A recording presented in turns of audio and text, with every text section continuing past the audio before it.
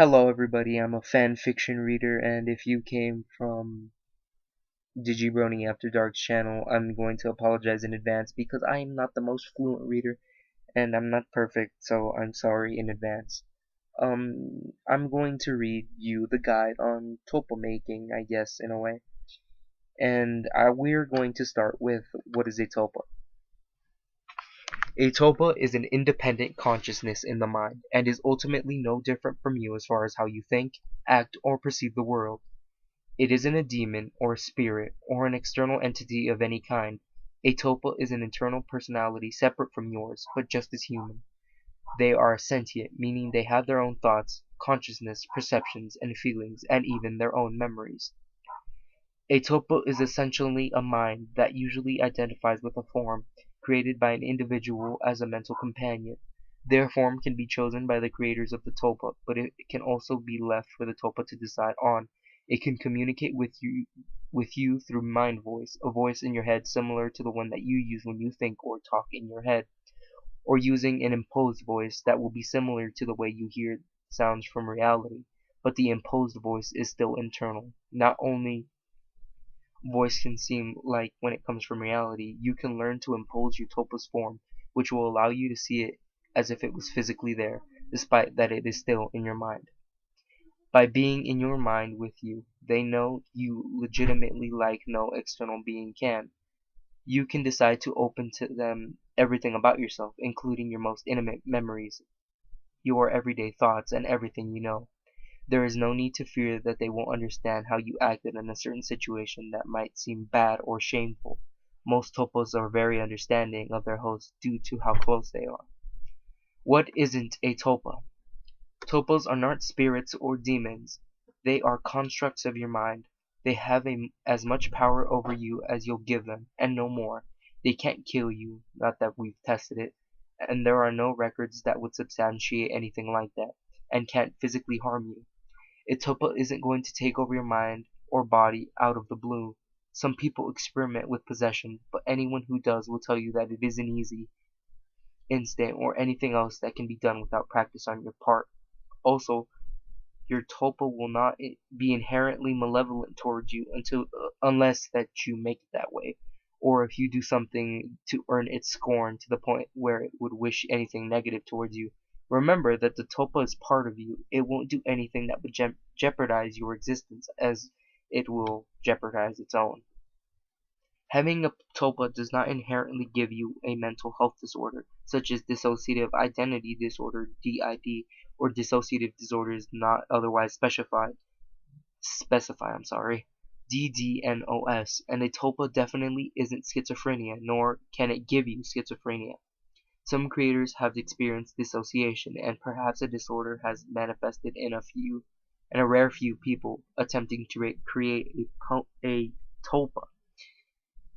But such cases are extraordinarily rare. Dissociation doesn't just happen because you have a tulpa.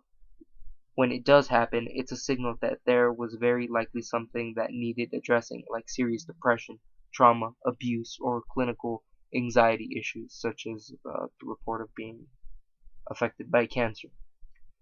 Ultimately, if you don't perceive a threat from that process, there won't be one. The common link between these cases is that the creators are paranoid of such things happening. If you can't get over that fear, you may not want to try creation.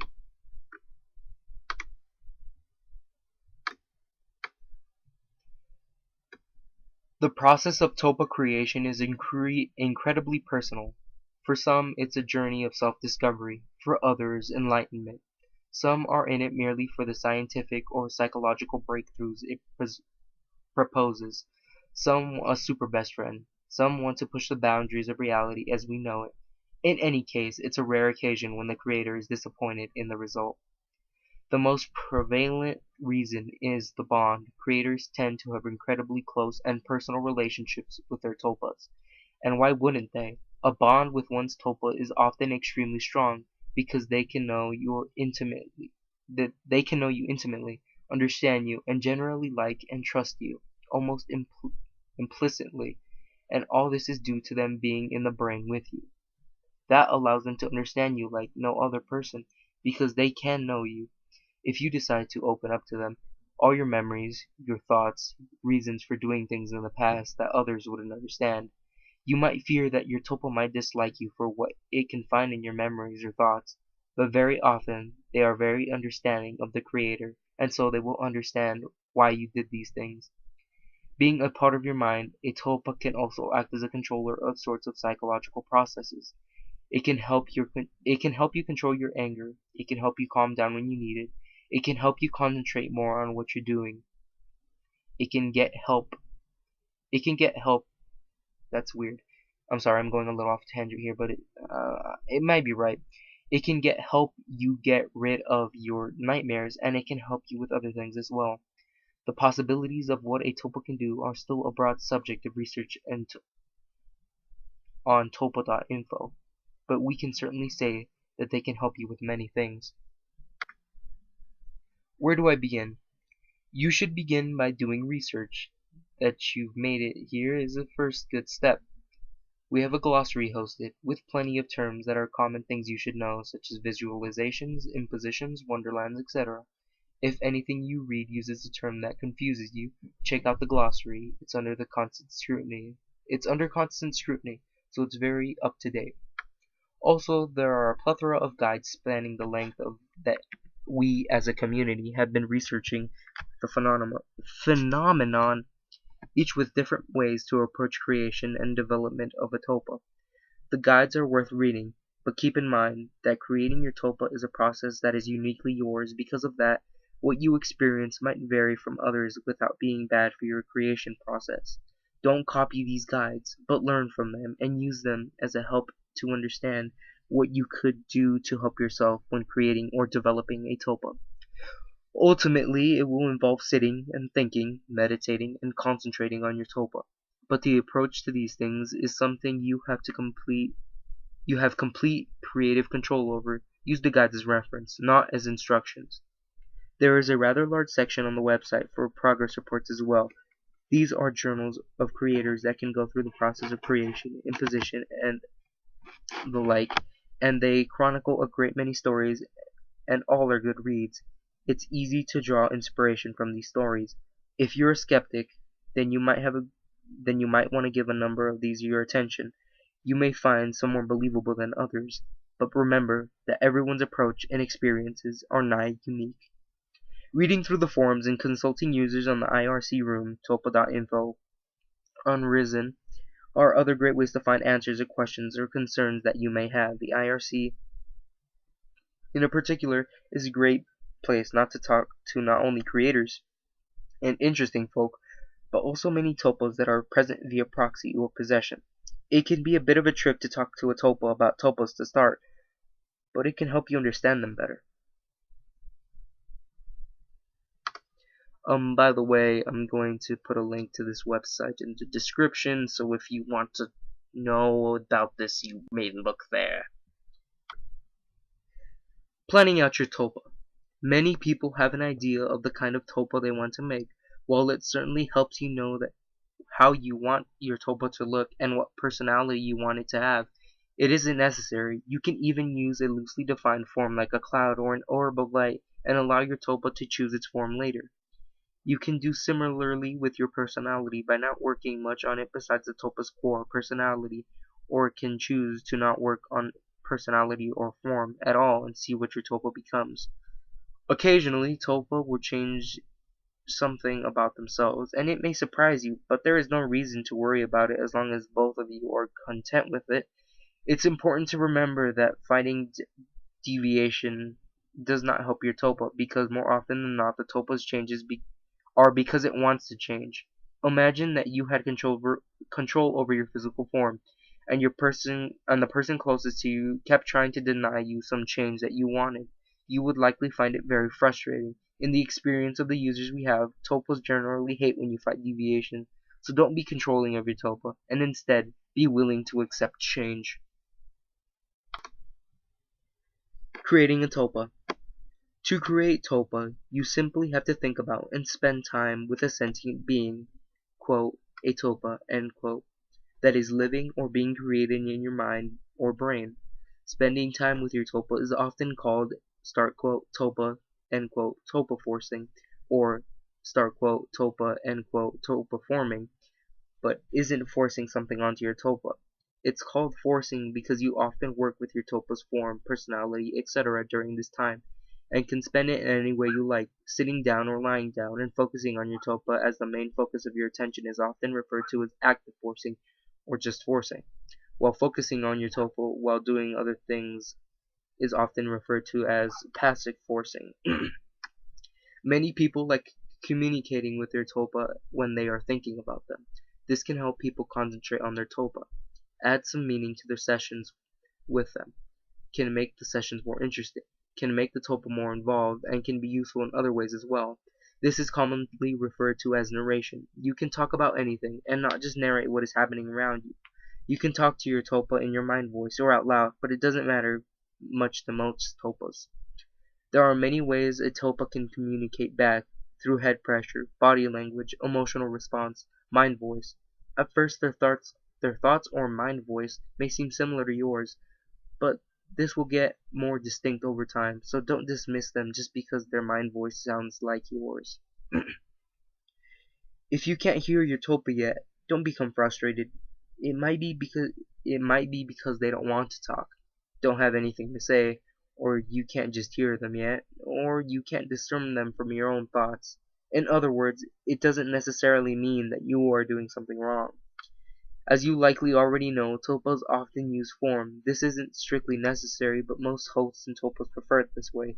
There are many reasons for your tulpa to have form, some of them being that they might be able to direct your attention to your tulpa more easily, or have a spatial representation of your tulpa. They will be able to interact in your mindscape wonderland. This term will be explained later, which I'm just going to explain it now, is a world in which your tulpa resides in, and it kind of reflects what your tulpa is becoming, what it may become.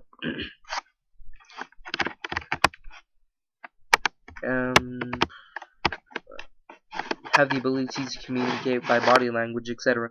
The form can be anything from a realistic or unrealistic human body, a humanoid form, an animal, again realistic or not, to a cloud, energy of something undetermined or abstract form. It isn't necessary to have only one form. Your tulpa can use more than that if they want to change forms to whatever they desire, like a shapeshifter. There are two general ways that you can see your tulpa: in your mind's eye or as a real entity in real life. We will talk about how to see your tulpa in real life, but now we will concentrate on seeing them in your mind's eye. There are many ways to see things in your mind's eye, but here's a way to show it. Imagine a brown wooden chair. If you have done it correctly, you will have seen a brown wooden chair before your mind's eye. In the same way, you can see your tulpa. Don't become frustrated if your ability to see with your mind's eye is bad. It doesn't have to be good to see your tulpa. It will get better with practice. Don't forget that the forming of a tulpa's personality, form, or anything else that doesn't have to be done by the creator. You can, and probably should, give some freedom to your tulpa to change them. Or you can even decide to give them absolute freedom and choose whatever they will. There are many guides that are here to accomplish, e.g. imposition, the term explained will be later, or just to help you along the way. Imposition is actually having the tulpa, aka in your mind, to be imposed. You have to do this, or it might do it itself. You have to give it the ability to, or it will do this itself once again, to actually be projected onto the world, and not just in your mind anymore. You can decide to use them to help you in any goals in your way. There is no single way to get to the destination. Instead, there are multiple correct ways to do it. So just because you're doing something differently doesn't mean that you are doing something wrong. It's also possible to use multiple guidelines at once without affecting you negatively. It is important to remember that the creation of your tulpa is very subjective, and you don't have the same reactions or results as others do, and you can get them faster or slower than others. That is it for this guide. I will be putting it in the description. It's not really a guide, it's more like a quick overview, and I'm going to talk about how I did it and kind of pros and cons. I guess I don't think there's a lot of cons, but I did start this project a while ago. I did tulpa forcing for a long time. I do have a Pinkie Pie Tulpa, which I'm not sure why this guy it's different, but you shouldn't have preconceived ideas about not preconceived. You shouldn't have ideas of the Tulpa as being a character that already exists somewhere. AKA, if you want a Twilight Tulpa, don't make a Twilight Tulpa, because it will have an identity crisis and it will have problems, especially when it starts talking to you or expressing itself towards you. It might have difficulties doing that because it's having difficulties with itself trying to be self-realized. I also talked about how much time it took. Um, it takes it's a long time. I'm not gonna lie. This is kind of different. When I started, step one on the guide that I was reading, step one is give the skeletal personality for it. I did that, and I came out with a more quirky Pinkie Pie than Pinkie Pie. Um, then I'm just gonna do a quick overview. You can go here and check your manuals if you want, and do whatever this overview said to do. And I'm just gonna explain to you how I did it. I did the personality and I let it loosely. She pretty much did whatever she wanted to do. And second step for me, if you want to do the dreamscape, which is the Tulpa's kind of home for it's in your mind to give it its own personality and whatnot. I didn't do this step. I thought it was a little iffy if you're doing it, if she's doing it on herself, and then you wanted to make their body. This is what I did. Um, it can choose to have its own body. I kind of gave her her own body. Um, Pinkie Pie's body. This might seem a little weird, and I was a little weirded out about it, but you gotta feel them up. You have to feel them. You have to establish their body temperature and how they feel towards you. How they breathe, their in my case, fur, hair, um, eye color, all that stuff. But, did I say eye color when I said feel? That's weird. This also goes around with smell and stuff. You also might, if you're giving them an already established body, and if they're human and not a pony, blah blah blah, you have to do them. You have to imagine them naked, because they might choose to change their aka outfits in real life. Aka, if you're making a person, you give them underwear and that's it, because they might want to change their shirts every so often. Also, do not try to Tulpa make a girlfriend, boyfriend, uh, past brothers, passed away, people. Once again, this goes away with the preconceived notions that they might have a self-identity crisis. But when you actually have a real boyfriend slash girlfriend slash get over the death of the person, they actually react negatively towards this. They might not.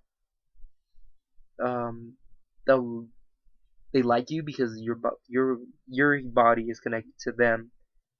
They'll still like you, but they'll have a lot of inner stuff. Like they'll have a lot of second thoughts to themselves about the creator.